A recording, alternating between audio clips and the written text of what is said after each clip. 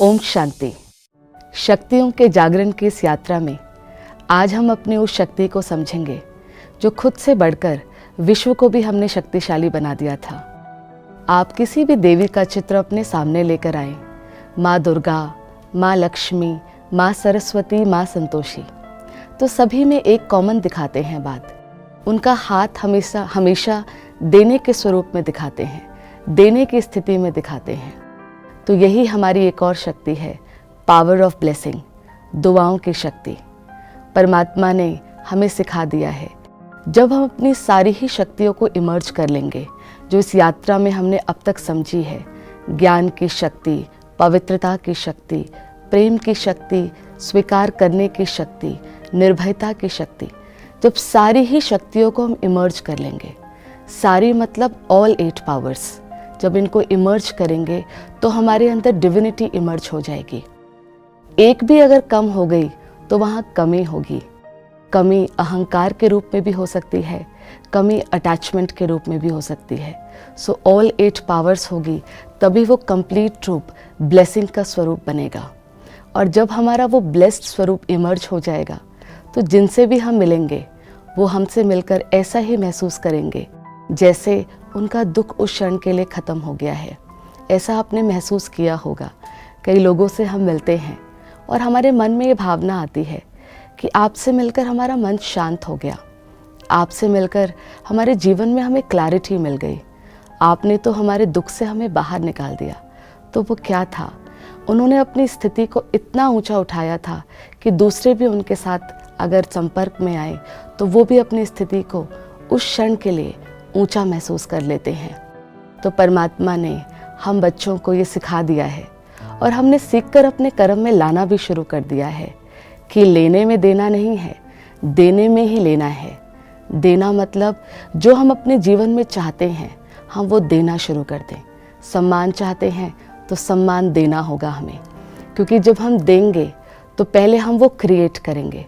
तो क्रिएट करना मतलब पहले हम उसको एक्सपीरियंस करेंगे और फिर वो हमसे रेडिएट होगा। तो क्रिएट करके रेडिएट करेंगे और सामने से भी फिर वही ऊर्जा आती है। तो परमात्मा ने सिखाया है और हमने सीखकर अपने कर्म में लाकर अपने आप को ब्लेसिंग का स्वरूप बना भी लिया है। तो परमात्मा कहते हैं कि हमें जैसे रोज़ हम स्थूल धन कमाते हैं, स्थूल धन के लिए हम कितना समय लगाते हैं, तो हमें दुआओं रूपी धन को भी कमाना है, हमें दुआएं भी कमानी होंगी। तो दुआओं को कमाने का सिंपल सहज तरीका है अपने संकल्पों को ऊंचा उठा लेना। सुबह उठकर आप कुछ संकल्प करना शुरू कीजिए।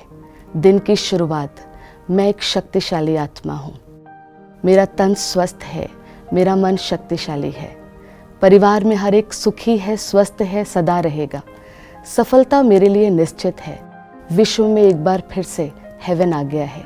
कुछ इस संकल्पों को, ये हो गई मन की दुआ, तन की दुआ और विश्व को भी दुआ भेज दी। ऐसे संकल्पों को हर घंटे में रिपीट कीजिए। हर 59 मिनट्स के बाद ये संकल्प करेंगे और फिर 59 मिनट्स इन संकल्पों से बनाएंगे। तो आप देखेंगे हमारा जो जीवन है वो हमारा शिफ्ट हो जाएगा from asking for blessing to create and radiate blessing. और धीरे धीरे मन इतनी ऊंची स्थिति में आ जाएगा कि हमसे जाने वाली हर ऊर्जा, मन, वचन, कर्म एक वरदान होने लगेगा। वरदान मतलब जो आप सोचेंगे वो सिद्ध होने लगेगा। तो परमात्मा कहते हैं अपने आप को इतना ऊंचा उठाएं कि सदा अच्छा सोचें जो सिद्ध हो ही जाएगा। और पिता हमें ऐसा देखना भी चाहते हैं।